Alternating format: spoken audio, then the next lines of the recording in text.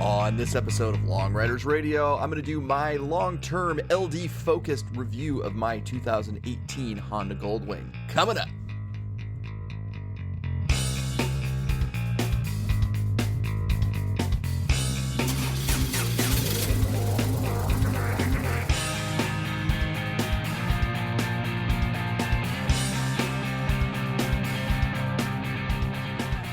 Support for Long Riders Radio comes from DiscountRamps.com. DiscountRamps.com offers a huge selection of power sports products for your ATV, UTV, motorcycle, and more. Long Riders Radio listeners can save 15% on their order by using coupon code LONG. That's LONG at DiscountRamps.com. Well, hey there everyone, Justin here. Hope you had a good holiday season, whatever it is you happen to be celebrating, and hope you're having a happy new year, well, a day early at least. Before we get into the episode today, two things of note. One, if you're watching this on YouTube, I apologize that there are not pretty pictures to go along with this one, but wasn't really sure how to do this one on YouTube, and so what I'll probably do is break it up into smaller little bits and do individual videos on those. Second thing is I try to do this about once a year, but that's to ask if you really enjoyed this podcast and would like to support it, please consider going over to patreon.com/longridersradio and becoming a supporter there. You basically pay by the episode, one per month, and you can go as little as $1 up to, well, however much you'd like to. Let's put it that way. And I thank each and every person who either contributes through Patreon or through one-time donations. Thank you so much for your support of this show. I couldn't do it without you. So for this episode, I've been wanting to do a review of my 2018 Goldwing for quite a while, and I've been kind of trying to wait on it a little bit as I get a little bit more experience with this bike.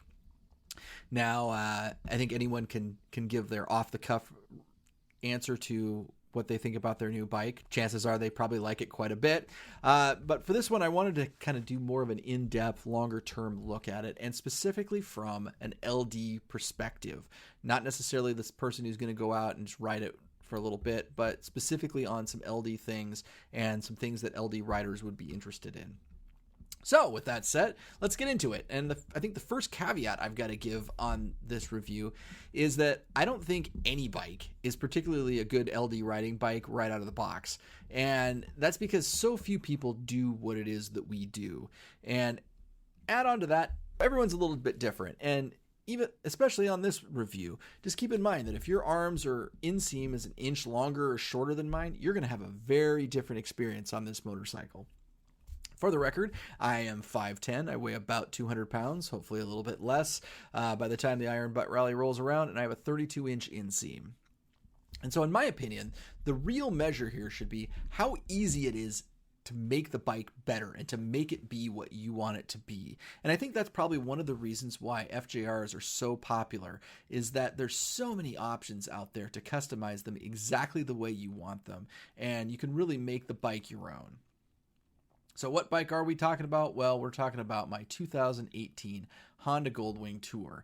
Now, I got this motorcycle as a sort of used, sort of new. It was a demo model, so it counts as new. I get a warranty from the mileage I picked it up at, which was about 7,500 miles.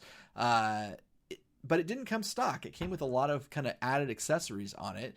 First being, it had a National Cycles V-Stream on it. It's a little bit bigger than the stock windscreen that comes on the Goldwings, but I think it's roughly the same size as their touring kind of larger windscreen model. It did have the luggage rack / third brake light on the trunk, and I would say luggage rack in quotes because it has a 5-pound weight limit. So there's really not a ton you're going to put on there. It also came with the Honda seat backrest. It seems small, but it actually does quite a bit. It had the XM antenna already added onto it, which I'll get into a little bit later. And it had both the upper and the lower wind deflectors, which are basically pieces of plexiglass in strategic locations on the bike. Final thing to note, this was the standard transmission, not the DCT, which is the automatic transmission that Honda really touted with this model of Goldwing. I rode the DCT model. It didn't blow my skirt up. It was nice. I could see how it would definitely be useful for LD riding and in terms of freeing up your clutch hand. But in the end, this bike was such a deal that I had to go with this bike. So let's get into the most important thing, in my opinion, and a lot of other people's opinion too, about an LD motorcycle, and that is lighting. And let's start off with the stock headlights, which are really pretty good. Definitely the best stock headlights I've ever had on a motorcycle. They are LEDs, and they have very good coverage across the road, and the high beams have very good coverage downrange as well. And if you're not used to having high-powered LED auxiliary lights, these are probably really sufficient for you and probably would be good for the majority of riders out there. But yeah, LD riders like a lot of light, and so you know that the first thing I was going to do was going to be to add some additional lighting. And so what options are out there? Well, there's really good news on that front. There is a stock Boss right below the mirrors that you can use as a mounting point for auxiliary lights. The one catch with that, though, is that it's the same Boss that the upper air deflectors use. So you can't use the upper air deflectors and have auxiliary lights at the same time. So one bad point there. I chose to go with Clearwater lights. I've had very good experience with them. I know other people have gone with LED Rider, but Clearwater also sold a mount for the lights, and I would highly not recommend this mount. It's very well made, but the tolerances on it are so tight, it makes it so difficult to actually get into the space it needs to go into. And on this bike, the mirrors are the first thing that has to be removed when you take off any of the plastic on the front of the bike. And that's a very bad thing if you have a piece that is difficult to get back in there. More good news is that Fire Creek Accessories, who I bought my auxiliary tank through, which we'll talk about later, does sell some auxiliary light mounts. They're not perfect, but they're infinitely better than the ones sold by Clearwater, and I would highly recommend the Fire Creek Accessories mounts over the Clearwaters.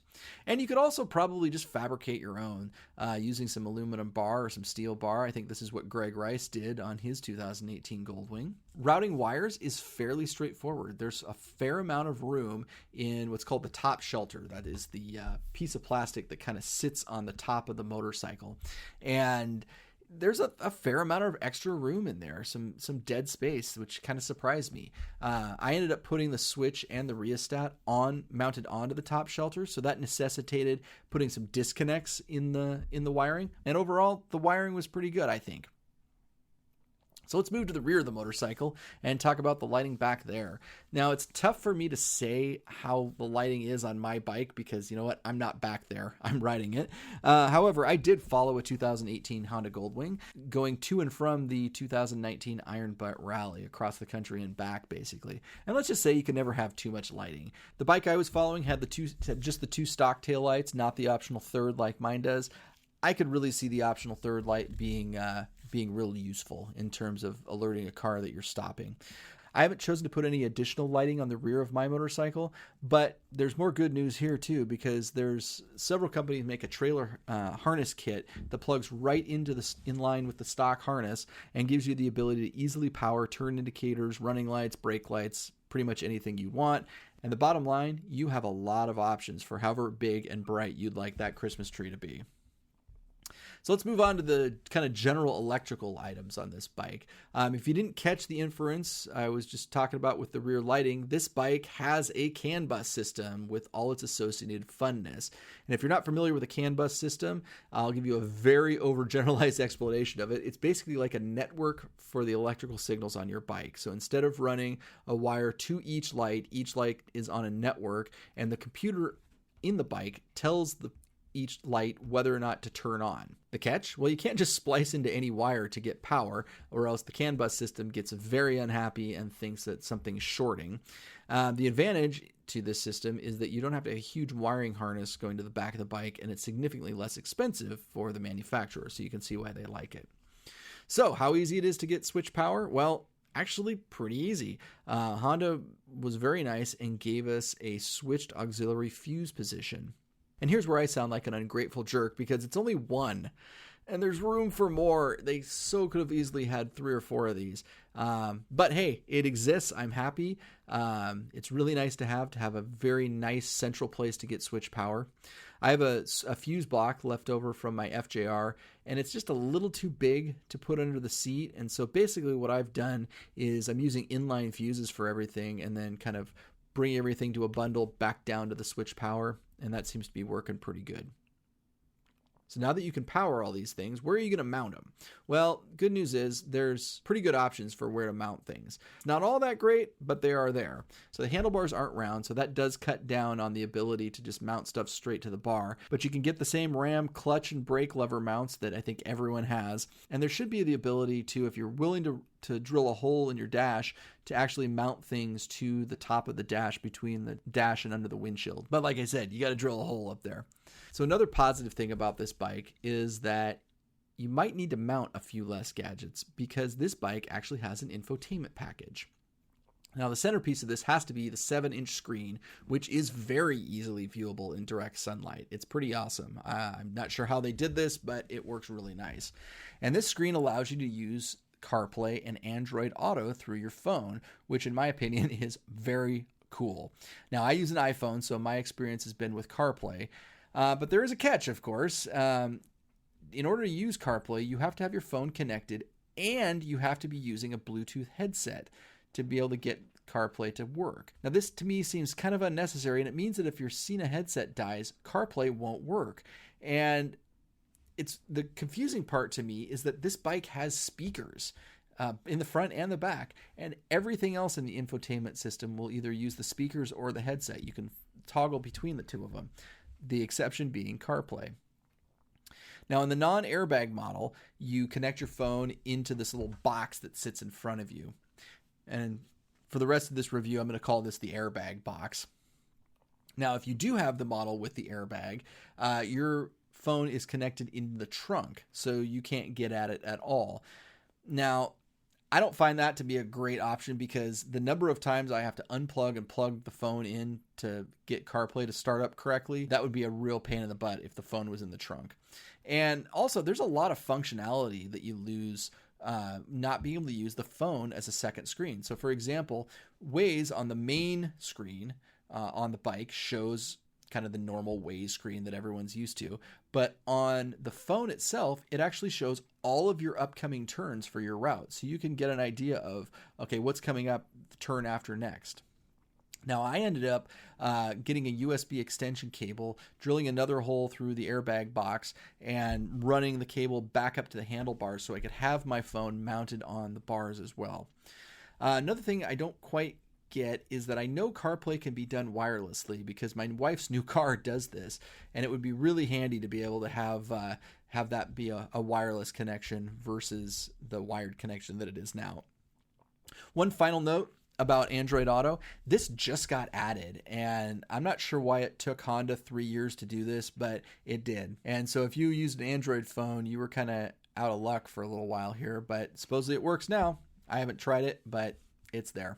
So in addition to CarPlay, there also is a stock navigation system from Honda. Now, I don't want to say this is useless, so I'll just stop that sentence right there. On a completely separate note, Honda, if you're listening, please call Garmin. This problem has been solved, and you are trying to reinvent the wheel and are producing a triangle. So what are you going to do in between all those turns on your GPS? Well, satellite radio is there, and it's a lot nicer than I thought it would be. I actually really enjoy it. There is one catch, and that's up here in the Pacific Northwest, those satellites must be very low on the horizon because every time you go through a forested area, the satellite radio cuts in and out. And just as a quick side note on this, the folks at Spot Tracking and SiriusXM must have gone to the same business school when it comes to customer service because they both have the same model, crazy high prices that they will immediately drop if you threaten to cancel. No joke. With Sirius on my wife's car, I called them once and said, I need to go through the charade of threatening to cancel so you'll continue my trial price. The guy kind of laughed and just said, okay, no problem, done. Basically, if you're willing to make a phone call every year, you can get your price down to around $5 a month as opposed to $15 to $20 a month they charge normally. Then just make sure you put an appointment on your calendar and call a few days before it's going to expire and get it again. So if you don't want to deal with the whole rigmarole of satellite radio, this bike actually has an AM/FM radio, which is kind of a novel thing to have on a motorcycle. And I do actually use this on occasion. It's kind of nice to have. You roll into a small town, they might have a local radio station you can listen to. in terms of there's always those signs on the freeway tuned to AM 530 for traffic information when flashing. Nice to be able to have that. Another thing that's very nice to have is that you can actually update the infotainment system and the bike in general over USB. You just need a USB thumb drive that can handle about an 8 gigabyte file on it. Now, this really surprised me that this doesn't require bringing the bike in to be done by a dealer, but I'm not going to complain in the least. It's actually really improved the motorcycle since I originally bought it. And overall usability of the infotainment system, it's pretty good. It's a little clunky to navigate if you're listening to satellite radio and using CarPlay, because that's kind of two separate modes on the infotainment system. It'll do both of them, but it really doesn't like it. CarPlay can be a little weird at times because you end up using the up-down buttons for everything. So at times you're hitting the up arrow to make the cursor go down. And so that's a little weird, but overall it's better than anything else I've ever seen on a motorcycle. All right, another important item, and that's rider position and comfort. And we're going to start with the most important piece of that, which is the seat. And the stock seat, it's actually pretty good on this motorcycle. Not good enough that I didn't go get a Russell Daylong, but it was okay. The ground reach on it was amazing. I'm 5'10", like I said, with a 32-inch inseam, and I had no problem flat-footing this motorcycle while sitting on the seat. As I mentioned previously, I have the Honda aftermarket backrest, which I think really helps. It definitely keeps you from having to brace as much while you're accelerating and gives you a nice place to kind of rest your back during the ride. For me, this seat ended up, I'd get about 200 miles before getting some low back pain. And it was kind of weirdly shaped. It felt like the edges kind of dropped, like there was a high spot in the middle and that would drop off on the sides. I don't know why it felt like that, because the seat doesn't seem to be shaped like that at all. I threw my bead rider on it, and that fixed the problem right away. And probably would have been, if I'd lived in a warmer place, probably would have just done that instead of getting a new seat. But the beads, not real great in the winter when you got lots of cold air under your butt there. Another thing I've heard people use is air hawks on them. Air hawks are a little pricey, but I know people have used those on the Iron Butt Rally, and obviously they're riding 11,000 miles in 11 days. So yeah, they got to be telling the truth there. So I did choose to go get a Russell Daylong seat, and Nirvana was achieved. There are some compromises with it, though. Your ground reach is a little bit more, and you're sitting up a little bit higher, so it kind of shifts your position on the motorcycle from what you were used to. But I got used to it. I also ended up getting the backrest from Russell Daylong. Glad I did that as well. I can always take it off if I don't like it, but I found it to be very comfortable. So let's talk about reaching the handlebars. The stock setup is pretty good, all things considered, but you know what makes it better? Bringing them back a few inches. Luckily, the folks at Healy Bars have a solution for you. I had their kit on my FJR and bought the one for the Goldwing. It's relatively easy to install. The asterisk there is if you end up getting this kit, make sure you look up the shortcut on YouTube, because it cuts about 4 hours off the installation time and makes it so you don't have to remove the top shelter of the bike. It's a little bit of a hack to do it, but hey, it saves you a lot of time to do this. And I really like those Healy bars. They bring the bars back just enough that you're able to get your arms bent a little bit and not have your arms straight out. I really enjoyed it. All right, let's talk foot comfort for a second. The stock pegs and the stock riding position are pretty nice. They're very wide. They're much wider than any pegs I've ever had on a motorcycle. In terms of highway pegs, I haven't seen anything from Honda yet in terms of a highway peg, but there seems to be kind of two ways you could go on the aftermarket. One is Rivco sells a system that kind of mounts onto the head. It's expensive, but they work really nice. They flip out. There are also the cheaper kind of generic ones that just bolt onto a bar. You can put those onto the tip over bars. I found the Rivcos to be better in my opinion, but if you want to save a few bucks, you can definitely go the generic route. In terms of wind protection, I found this was better than my FJR, but maybe worse than a prior Goldwing. And I say maybe because I don't know, I've never rode a 5th generation Goldwing. I'm just taking what other people have told me on this. There is a fair amount of wind that comes up the tunnel. That's the area where the triple tree is, going down to the front wheel. I took Greg Rice's suggestion here, bought some closed cell foam and shoved it in there. That did wonders. The interesting thing is that there was kind of 3 streams of air that would come out of it. One was kind of the main one that would come up and hit you more or less in the face and chest. And then there were 2 that came out the side and seemed to be directed at my hands. And I'm not quite sure what was causing the air to do that. And I realized that, that's one of the reasons why my hands were getting cold on a cold day. Now, my bike came with the Honda branded aftermarket wind deflectors, both upper and lower. I had to take the upper ones off, but I've left the lower ones on. I really think that this bike should have those lower ones on for 2 reasons. One is just general wind as you're riding. Second is that the radiators sit right in front of those. And so if you don't have those on, you're going to get a lot of hot air on a hot day coming back onto your legs. There is a fair amount of wind that hit the grips, both from the tunnel wind that I talked about earlier and just from normal wind coming off the bike. I like to use light gloves even during the winter. And so I ended up getting things called knuckle busters that are basically like hippo hands, if you've heard of those, but much, much smaller and designed for the Goldwing. They were about $100. I like them. They make riding in the winter so much easier. And last thing in terms of wind protection, let's talk about is the electric windshield. This motorcycle has an electric windshield, unlike previous Goldwings. And for me, this is just a win all over the place because it really allows you to put that windshield in just the right position to get the wind going over or into your helmet as much or as little as you want. Now, in terms of rider accessible storage, I haven't figured out an option for a tank bag yet, which is a little bit disappointing because I used to run a fairly large tank bag and used to carry a lot of things that were pretty important to me up there. As I talked about before, the non-airbag models have that airbag box that you can use as a kind of a pseudo tank bag. But if you got an airbag, you really don't have a lot of place to put things. That box is big enough for snacks and maybe some pill bottles and things like that. I would say it's probably 8 inches by 4 inches at the most. Like I said, it's big enough for snacks. There also is a, quote, glove compartment that I don't think would actually fit a pair of gloves that's down on the right side of the motorcycle. I'm really not sure what this is good for other than covering up the button for the fuel filler cap. I put a small flashlight in it. That's about as big as it is. It's oddly shaped and small. Windshield. So I'm not sure what the stock one's like. As I said, mine came with the National Cycles V-Stream on it.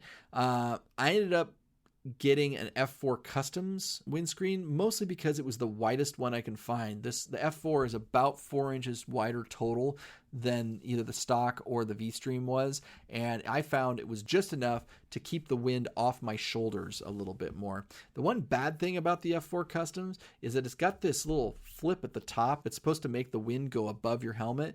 However, it makes it so there's a fairly significant blind spot in that windshield. And for example, if you're looking at a car, you may not be able to see the brake lights if they happen to be in this one little section because it's kind of reflecting the light in weird directions. For the heated seats and grips, I don't think there's really much to say about this. Grips are grips, and having a heated seat is really nice. I never knew how much I needed this prior to having it. So let's move backwards a little bit and talk about the pillion position and their comfort. So overall, a lot of compromises here. Extended riding for a pillion was clearly not a priority from Honda when they designed this motorcycle. Let's start with the grab bars.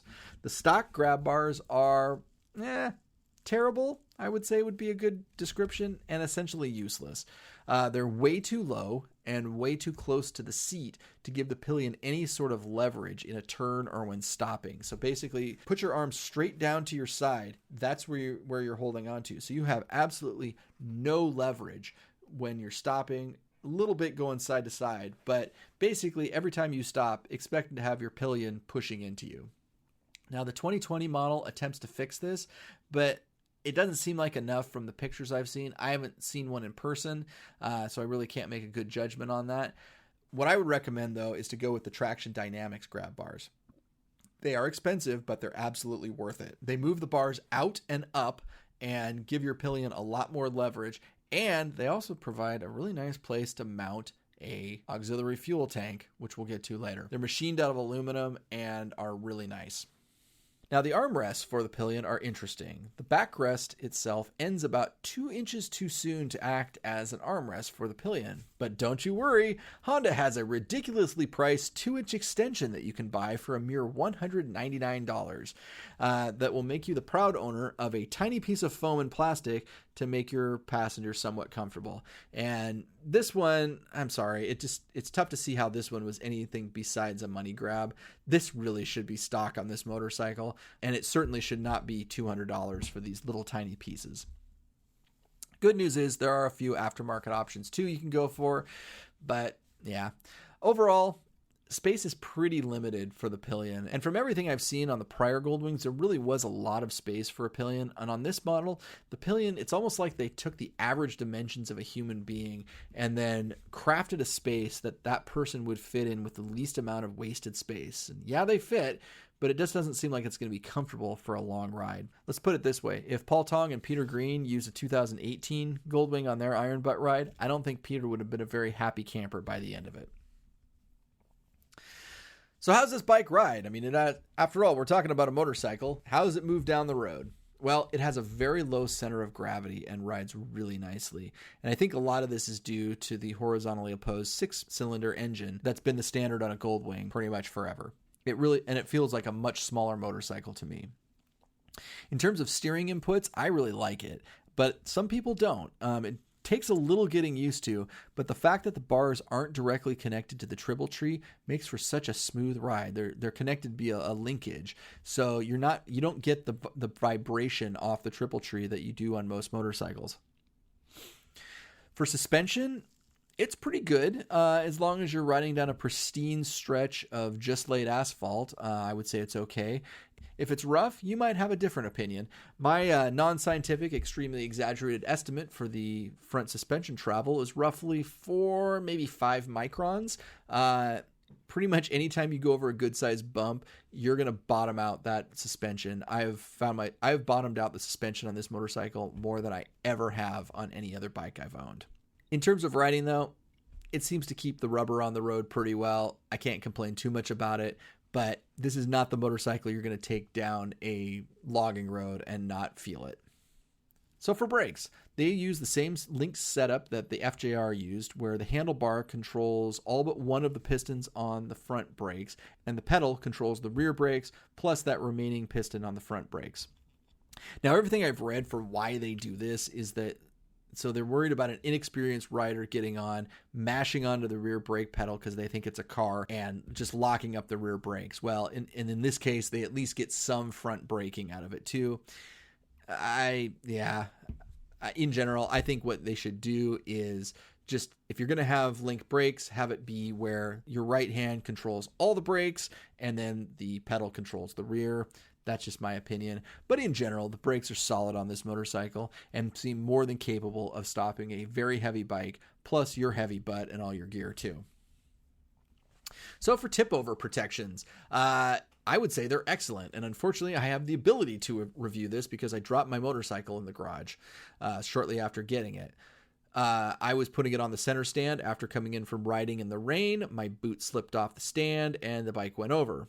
Bonus tip, you may want to put some grip on that center stand, Honda. And it's pretty easy to do yourself with just some adhesive grip. So the bike was over. The good news is the tip over protection worked perfectly. It landed on those bars. It prevented all the precious plastic from touching the ground. And I was able to pick it up by myself. My wife was there to kind of spot me, but it was fairly easy to pick up. Now, granted, it wasn't completely loaded with gear, but I've also heard this from other riders saying this bike is very easy to get back up after it gets dropped. So accessories. Everyone loves accessories, and Honda from day one has had a fair number of accessories out there. The selection's okay, but they're really kind of expensive in my opinion. Selection is what I describe as kind of those stereotypical motorcycle / Goldwing things, some of which probably aren't all that useful to your run-of-the-mill LD rider. But the nice thing is too, they put for the ones you do want, they built in a lot of places to add things on. And so, for example, you'll find in the directions, it'll say, pull off this piece of plastic, look for the little circle and drill a hole there. Well, they've marked templates on the plastic where you need to drill, so you don't need to measure or put a template up there. It's all ready to go. There's also lots of places where there are plugs on the bike with a cap on them. You unplug the cap, plug in the new thing, and it just works. In terms of aftermarket, it's still fairly limited. And I realize this is a new motorcycle, but it has been out for 3 years. And you would think we would start getting more and more stuff. Chances are you will be able to find what you need, but it may only be from one vendor, and it's probably going to be fairly pricey. I guess I'm comparing this to the previous version Goldwing that was out for many, many years. So still, when you do a search, you need to wade through all the Generation 5 Goldwing items to find the 2 or 3 things that fit the 6th generation Goldwing. All right, maintenance. Some people do their own maintenance. Others take it into the shop. This is probably going to be a fairly expensive motorcycle if you're going to take it into the shop to have things done, because for a lot of things, it may be a lot of shop time to remove plastic, which we'll talk about here in a second. Not really sure how to kind of grade or rank the ease of maintenance. Some stuff is fairly quick. Others are ridiculously time consuming. None of it's particularly difficult. My go-to example on this bike is to talk about the air cleaner, which is buried on the top of the engine and requires a lot of time to unearth, and I think ends up being an all-day job to change the air filter. And if you do need to take that top shelter off, it's going to take you several hours to remove all the plastic and put it back on. One kind of interesting thing is checking the oil on this motorcycle. It's kind of an odd procedure, and if you do it wrong, you don't get a good reading and can show that you have no oil on your dipstick. And that's probably the first thing to note, is that it has a dipstick, not a sight glass. And basically what you do is you have to ride the bike, not just start it, but go ride it, then wait a few minutes, then take the reading on the dipstick while your bike is upright. So have fun doing this by yourself. You can do it, but it's much easier to have a second person there. For some reason, if you just take the oil reading while the bike is cold, it will read low. I'm still trying to wrap my head around what the shape of this oil pan is that makes it read low after it's had too much time to settle. But in any event, it's kind of a pain to check the oil, but once you get used to it, you can do it. To remove the seat, you have to remove 2 pieces of plastic to expose 2 bolts, just like a KLR 650, which I'm sure is the comparison that Honda was gunning for. Seems to me there could be like a spring-loaded clip like every other motorcycle out there to remove the seat. But that's kind of a minor thing. Just make sure you have your 5mm Allen wrench with you at all times in case you need to remove your seat. My biggest gripe about this motorcycle is the fact that every piece of plastic covers up a fastener for another piece. And I think Honda may have thought that someone might die if a fastener is left visible. It would have been nice if they would have just left a couple of things that you could get to be able to take off individual panels of the motorcycle without having to take off every other one. On that note, a guy named Cruiseman on YouTube has a very good series of videos that you have to buy them. They're about $120, but I would highly recommend these. I use them every time I take apart the bike. They're very detailed. They show you exactly where the bolts are you need and the clips are that you need to take off and how to take them off. Way better, in my opinion, than a service manual does.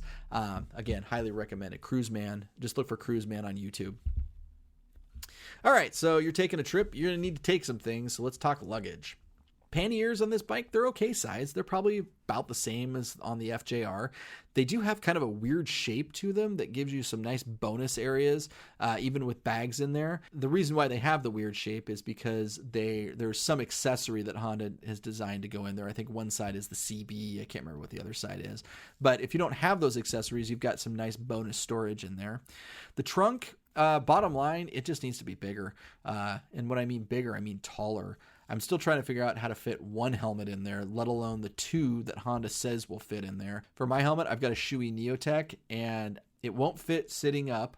If I put it on its side, it might fit if I didn't have the Senna on it, but I still haven't figured out how to get 2 helmets in there. Bottom line, if they would have made that an inch or 2 taller, it probably wouldn't have looked all that different, and it would have made it a lot more usable.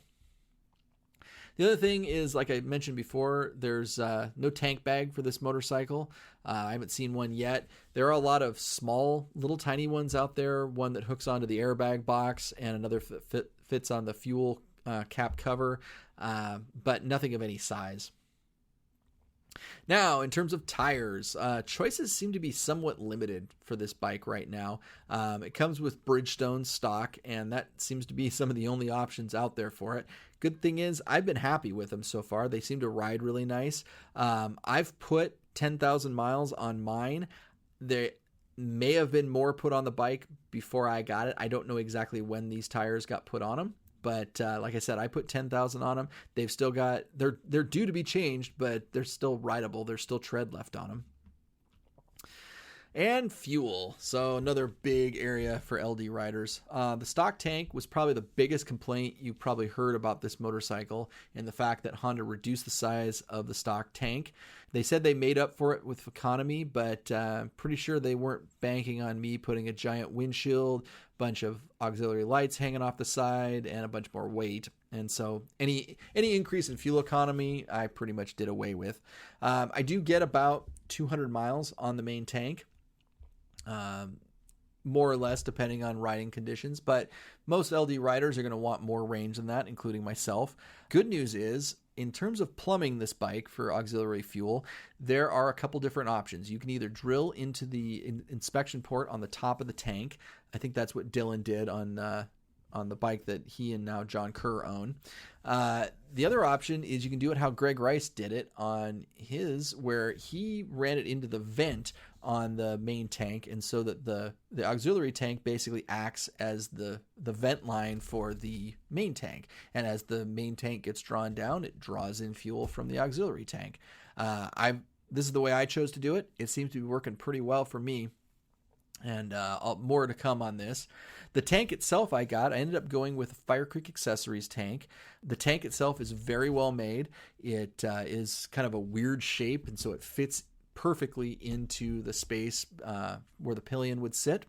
Their mounting solution I was a little less excited about. Their website claims that the tank will pass an IBA tech requirements.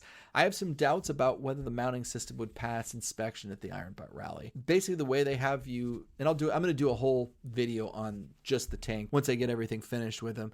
But basically, the way they say to mount the tank is to drill and tap into the stock passenger grab rails and mount the tank there. Well, problem is that those passenger grab rails are plastic, and so you can't really reef down on a bolt very much, and so the tank tends to move on the back there a little bit, and that's the problem I think I would see at an IBR inspection, is as soon as they grab the tank and it starts moving. Luckily, Traction Dynamics to the rescue. The passenger grab rails, they replace the stock grab rails, which are kind of where the pillion seat mounts to. And so that piece of aluminum that they replace that with makes an excellent place to mount the tank to. You just got to have some spacers in there. So I got some bars of aluminum, drilled some holes, and have a rock solid mount for the tank now. It's not going anywhere. So it's a good tank, but the mounting solution I think will require a little bit more tweaking. So overall, despite my whining, I really do like this motorcycle, and despite all the gripes I have about it, it's tremendously well built, and I really enjoy riding it.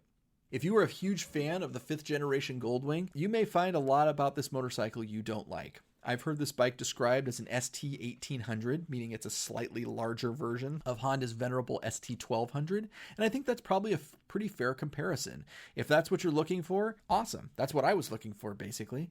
And if you're looking for a new version of the 5th generation Goldwing, you might not be as happy. If you are considering this bike, I would go back and listen to episode 67, which I will link to in the post description. That's the interview I did with Honda about the then new Goldwing. And there's a comment in there that they knew that they had the reputation of being a couch on wheels and that they were looking to target a younger demographic. And I'd be willing to bet that you start to see a gradual shift towards that 5th generation Goldwing as this bike is iterated on over the years. I think they wanted to make a dramatic statement with this motorcycle, and they did. And it really is good, but in terms of rider and pillion comfort, I think they took a step backwards in a few places that I think they're slowly going to be correcting as this bike gets iterated on. That is my review of the 2018 Honda Goldwing. I hope you enjoyed. Well, if you'd like to get in contact with me, there's lots of ways you can do it. Easiest way is to head over to that website, www.longridersradio.com. And another thank you to the folks over at DiscountRamps.com for their support on this episode. DiscountRamps.com offers a huge selection of power sports products for your ATV, UTV, motorcycle, and more.